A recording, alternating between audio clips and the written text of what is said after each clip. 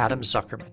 He's at Willis Towers Watson. One of the things that I'm excited to talk to you about is how you have intentionally shaped the voice of your thought leadership. I know you have training as an academic and that you look at a topic, employee engagement, which can be very quantitative, but you often use a personal approach to storytelling. And if I can put you on the spot a little bit, I want to relate to something that you posted this morning as we're recording about your experiences when you were 11 at sleepaway camp. If you could maybe summarize that story, and then let's sort of dig into it from a thought leadership perspective. Sure. Yeah, thanks for that. Well, that post was about a summer when I was 11 years old, and I volunteered for something called Survival, which, of course, subsequently became a television show having nothing to do with that. But this was years before. This was 1980, I think. And they had a program at sleepaway camp called Survival where you would leave the camp and they would take you off into the woods and leave you there for 24 hours. They give you some basic training about how to build a shelter and so forth. And you got very limited supplies. And they would basically drop you off. And if you made it 24 hours, they come back in 24 hours. And if you had made it, then you got this cool necklace and you had survived. And so I volunteered to do this in retrospect, unwisely, but it seemed kind of cool. And it was a total disaster. I didn't pay attention to any of the training they gave. And I wound up, it wound up raining. I mean, torrentially, biblically raining all night long. And I hadn't prepared at all. And it was a really incredible, indelible kind of enduring experience for me. And I remember with great clarity, they gave you a whistle, a plastic whistle that you blow in case of emergency. You know, the camp leaders weren't that far away, obviously. It seemed like it when you're a kid, and if there's a problem, they come and get you. And when the rain came, I blew that whistle like you wouldn't believe. And the guy came out and said, "What's the problem?" I said, "I want to go home, back to camp, right now." And he wouldn't take me. He said, "You can do this." And the post was about that experience and I did do it and I did make it. And in retrospect, how much I valued it and I valued him and what he did, right? Which was he kind of believed in me more than I believed in myself. I was panicking. I was essentially in tears. And he was saying, "No, it's all right. You can get through this." And he was right. And so that's what the post was about. It was about leaders who believe in employees sometimes more than they believe in themselves and how powerful that can be. So, what I loved about that at the end is I realized as I got older, I wanted to be that leader, right? And so you were speaking to the experience of your younger self and then connecting it to who you wanted to be today. Talk to me in terms of the conscious choices you're making in creating the voice for your thought leadership. Because as I said, it could be sort of very academic or very metrics oriented. You've led with story and you've led with narrative. That seems a choice. Yeah, I mean it is, and I think part of it is I'm a frustrated writer, and to some extent, and I know that story resonates with people, but that's also just how I experience it. It's how I experience work and in the world. And so, yeah, I have academic training and I have extensive training in statistics and methodology, and that's all valuable. But ultimately, I do think it's the experience we all have and the emotions that we all have around work that really are important and make the difference. And I wouldn't exactly say this, but it's a little corny, I suppose. But all the academic literature and all the research adds tremendous value. But to me, a lot of the best decisions and the right kind of judgment is intuitive. It's sort of what to do in the moment. And so I guess that's partly what I'm relying on as well, right? It's just the research and all that, and all the statistics are great and inform, the creation of best practices and all the rest. But ultimately, I think it comes down to your own experience and your perspective. And a lot of that is sort of, more fundamental than even the research and the quantitative data. So a friend of mine, he uses the example that often research provides data and validation for things which are intuitive, but you're not certain of. And I think making that invisible instinct visible, whether through story or data, is really some of the heavy lifting work of thought leadership. Yeah, I agree. I think the data confirms it, as you say, the data validates it, but the data also makes it, sort of it provokes action. I mean, we do employee surveys for companies all over the world, and I've done this work for a very long time. And very, very, very rarely do I come in and run an employee survey and share the results with executives and share something they didn't already know. Mm-hmm. I mean, and the thing, they pay a lot for the service and they put a lot of effort into it and it's valuable. But at the end of the day, most of what we come up with, they already know. It validates it, it quantifies it, it puts it in front of them in a way that provokes action. And that's where a lot of the value is, right? It's not necessarily saying, here's something you really had no idea was going on in your organization and we've uncovered it. The fact is, a lot of these things already. We're putting some language around it and some terms around it that allows you to understand it maybe a bit better and focuses action. And that's really what all that data does, I think.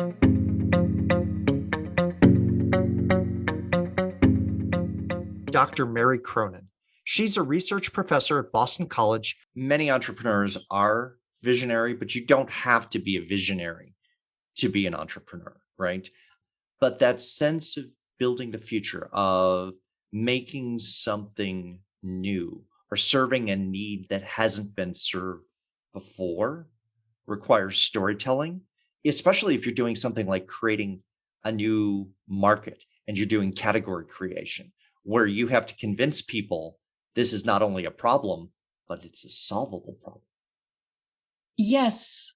And right away, you are posing some questions that I think we want to debate a bit, because I agree with you that it is not necessary to be a visionary to be an entrepreneur. And I also agree that it is essential for any successful company at any stage to be able to articulate their story in a compelling way. So, storytelling is a component of entrepreneurship success, and I believe also of thought leadership success. What I think is different in my perspective is that the bias towards change, towards action, towards actually being the person that makes the change happen is so much stronger in the entrepreneurial mindset. And in the thought leader mindset, it's articulating the change. So that whether or not that change that a company wants to bring into being is completely solving a problem that no one else has tackled yet and making the world a better place as a result, or simply changing customer behavior so they buy a product from this startup or this company and not another company. Those kinds of changes that take place in the market, in society, and everything in between, they have to be high on the list for entrepreneurs to master, to start a company that survives and thrives in this highly competitive business world. And to get back to your storytelling point, storytelling maybe is at the heart of thought leadership, but is only one component and often a neglected component of entrepreneurship. And that has raised in my mind, as I thought about our conversation, a paradox. Why isn't every entrepreneur, in essence, a nascent or an accomplished thought leader? If entrepreneurs are out to change the world, if they're out to solve a problem, if they want to accomplish something through action, it is in their interests, I believe, to be able to articulate why they are doing it in a way that can be understood by the broader market, by their customers, by their employees, or the talent that they want to attract, by their potential investors and partners. And yet, I see a lot of entrepreneurs who don't even put thought leadership on their priority list when they're Well, and planning to start. that's an interesting thing, because one of the things from my side that I've seen is I've seen startups that have been going on a fundraising tour, basically using thought leadership as one of the designated uses of capital for for the fundraising, right? So that they are going to position themselves in the market to create demand or distinguish and tell their story. And so I think from a very savvy perspective, it's a way to grow and get attention rather than say, okay, we're going to talk to industry analysts, we're going to we'll do some traditional PR, et cetera. That only goes so far, right? How are you going to change the conversation from the way that the world is working? And if you can show investors that you've got a plan for that, that's useful. I agree with you. And I would also remind you that we started this conversation saying that entrepreneurs don't have to be visionaries and that not all entrepreneurs are, in fact, visionaries. The parallel to that is most entrepreneurs are not out on fundraising tours, right, or booking absolutely. analyst conversations. They are busy trying to bootstrap their companies and to achieve their vision that way. And those are the entrepreneurs I think I am mostly thinking about. Of course, I'm interested in those who can make a big launch with a nice fundraise. But in terms of the number of entrepreneurs who are entering the marketplace every year, the vast majority are not raising that kind of investment. And yet, I feel strongly they would still benefit from and be very well served by thinking about how to create a thought leadership position for themselves and their companies. If you're enjoying this episode of Leveraging Thought Leadership, please make sure to subscribe. If you'd like to help spread the word about our podcast, please leave a 5-star review at ratethispodcast.com/LTL and share it with your friends. We're available on Apple Podcasts and on all major listening apps, as well as thoughtleadershipleverage.com/podcasts. Michelle Mellon. She's the Thought Leadership Director at Salient MG. She's also written and published short stories. When you're talking about speculative fiction or horror, it begins with a what if question, right? Exactly. And so I think that's a great place to play with the intersection of thought leadership and storytelling, is where do you begin with the what if?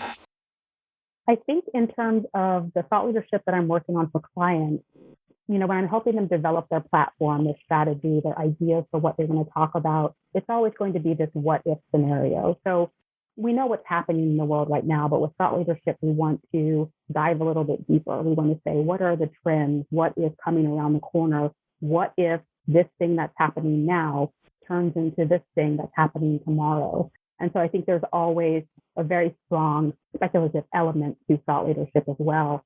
And that's something that I want to encourage, my clients and other thought leadership practitioners to embrace, but then also want to make sure that the basic elements of storytelling are also included in that, so that, there's a beginning, a middle, and an end to whatever clients are trying to convey with their thought leadership. Well, and I want to get to the narrative journey in a moment, but I want to pull out a little bit of a thread that you mentioned. So you talked about what if and what could be, but often much of what we read is what is, that's the news today, or what was, right? We read things from the past. Absolutely. And so it is a little bit of a different focus to be able to ask the question and say, let's write the story of the future and figure out how to get there.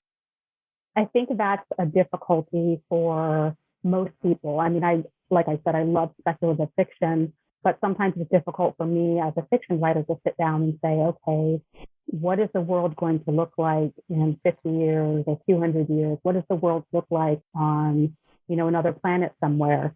And then you go into that as a writer and you figure that out and you create that world. I think there's probably a hesitancy in terms of thought leadership to do that because you're going to be judged on what you're placing in front of people. And it's not going to be a different world in another galaxy 100 years from now. It's going to be something that business leaders and innovators and founders are looking at as a guidepost for where they can be in 10 years. And I think there's a lot more pressure on them to do that. And with that time frame, some thought leadership may be 10 years out. It could be 5. You could even be talking about a transformation or an issue 12 to 18 months, depending on what industry or sector you're in. And so your proof point comes a whole lot sooner, right? Yes, absolutely. Yes. Yeah. But I think if you're telling the right story and you're engaging people in that vision that you have, then they're a little more likely to buy in and say, okay, maybe I don't get every single point, or maybe I don't agree with every projection that you've made, but you're telling it in a way that makes me think. And I think, obviously thought is part of thought leadership. You want people to think. You want people to think in new ways. You want them to think about things that they haven't thought of before. And you want them to think, maybe this is something that I can apply in what I'm doing or what my organization is doing. And we can make a change. We can turn things around. Absolutely. And as a genre, is speculative fiction, for example, doesn't have to be 100% correct. In Correct. thought leadership, you don't have to be 100% correct either. You have to just be able to peer around the corner into the future to see something that's valuable and say, okay, if this is true, here's what you should do today. Right.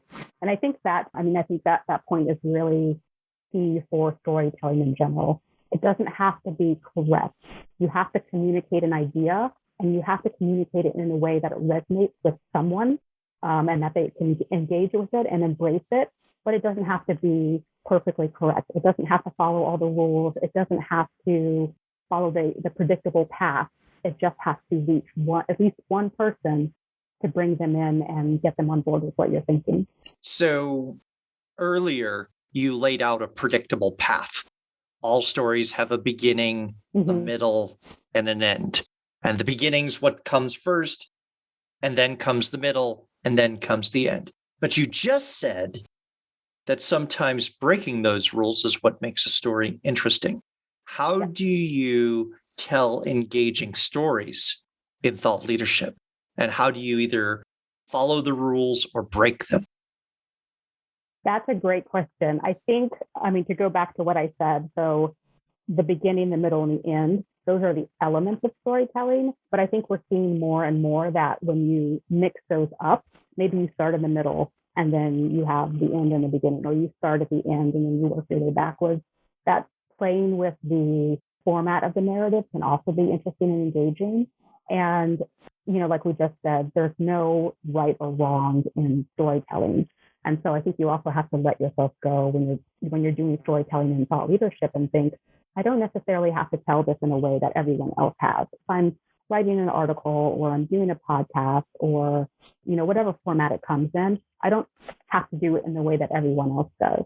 So I think that, you have to remember that there's these elements you want to include. So you want to have some sort of central character or protagonist or issue or challenge. And then you want to talk about the effect of that protagonist, issue, challenge, whatever it is. And you want to offer some sort of resolution. Or you want to leave people with the idea that there are multiple options for resolution to that issue, challenge, or whatever that protagonist is going through. So I think it's more about a focus on the elements of storytelling and then figuring out how they come together to best tell your story. I don't think there's a prescriptive way to do that. I think if you read my stories, you can tell by my voice that they're all by me, but I use different formats for them. I might use first person in this, I might use third person in that. I might start at the beginning for this one, and it's a very traditional narrative. I just wrote a short story that's entirely in tweets. And so I think the story is going to tell you how it needs to be told, and you just have to listen. Christopher Brace has spent his career in the marketing and agency world, working on projects for global food and packaged good brands. From a marketing perspective of building that relevance, that resonance, that connection, which we've talked about as that first step, how do you do that? And what could a thought leadership practitioner learn from the world of CPG? So I think this is probably one of the biggest struggles brands have, which is, how do I understand what that deeper, emotionally resonant story is that my brand can tell? So we're going to go in a little bit of a different direction here, because I'm going to talk a little bit about the word story. I'm actually right now working on a new project, and I'm doing a ton of reading and academic studies about the importance of stories intergenerationally across families, and how vitally important they are in creating a very strong sense of not only self-identity, but identity for the family. And so if a brand wants to understand what is that deeper emotionally resonant story, what you need to do is you need to talk to your consumers and get them to tell you the stories that they have that are related to the different emotional territories that that brand owns or sits in. And most researchers and brand people know what those emotional territories are. But what we often do is, when we research the surface of that rather than researching the depth of it. And it is the depth of it, that's where that emotionally resonant story sits. And I think the reason that we do this is because we focus too much on the product rather than the bigger emotional idea that sits above it. And I think too few brands know what this is. So let's unpack that a little bit, and let's stay using sort of the CPG world, the focus group as an example. I can imagine plenty of focus group conversations where you sit up on top and you're talking about different brand promises or packaging or positioning and that sort of thing. How do you, focus group or not, go after getting someone to tell you the stories that align to that territory? How do you draw them out? What sort of questions do you ask, and in what environment? Because it almost sounds anthropological in nature. It is absolutely. And that's a great way of saying it. Well, the process that we used, and it was a research methodology that I kind of created and evolved over time, was what we called facilitated storytelling. And basically, we don't do it in a focus group, because I read this study years ago. It was two really smart women did a study, and they said that it takes an average of 22 minutes of the typical, what I would call facilitated dialogue in a typical qualitative setting, where the moderator asks a question, there's some discussion, they ask probing questions, and then you get on to the next question. In that setting, it takes an average of 22 minutes for any one person to actually get beyond their conscious, rationalized explanation and then get down into the deeper emotional territory. So what we need to do is we need any type of research methodology that skips the first 22 minutes and gets right to minute 23. And the best way to do that, I found, is by engaging people in telling stories about their lives. You know, sociology and anthropology has taught us that people reveal their non-conscious emotional truths through the stories they tell about their lives. So really, it's a matter of, how do you ask the right questions to get the right stories? And then how do you listen with that storytelling ear to understand, what is that story telling me about them? So can you give me an example that opens that up a little bit more and fleshes it out? Yeah, I mean, we did I'm going to use Serta Simmons Betting, because I know you interviewed Melanie Hewitt, and I worked with her on their brands, and the fundamental question was, how do we sell something more than a mattress? And if there is something more than a mattress, what is that? Well, the So mattress, you think of it in many ways as a commodity, right? yes, exactly. And I mean, and when you look at the competitive analysis, it is, they all say exactly the same thing and they use the same terminology, and it's all very confusing and it's very hard for consumers to sort through it. But I mean, you think about this, what do we spend a third of our life, a third of every day doing? Sleeping. So it's pretty important. So there is an immense amount of stuff to talk about there. So what we did is we actually did qualitative research, but where we interviewed people in friendship dyads. So these are two people who have a very close emotional relationship. What that does is it allows them to be much more vulnerable and honest, and you get such deeper research results. And what we did is we talked about things like, so I want you to think back in the past like 2 to 3 months when you woke up feeling great and you were ready to tackle whatever you had to tackle that day. Shouldn't be a special occasion, not a wedding or anything like that. Just it was an everyday, Monday through Friday, you had to go to work, you woke up and feeling really great. And then now tell me about that experience. What did it mean for you? How did the people around you react to you, your significant other, your kids, your coworkers, your boss, whatever it might be? And it's amazing what you find. People observe very deep things about themselves as they tell those stories. And then really, once they tell the story, the role that the story plays is it opens them up emotionally. It makes them vulnerable.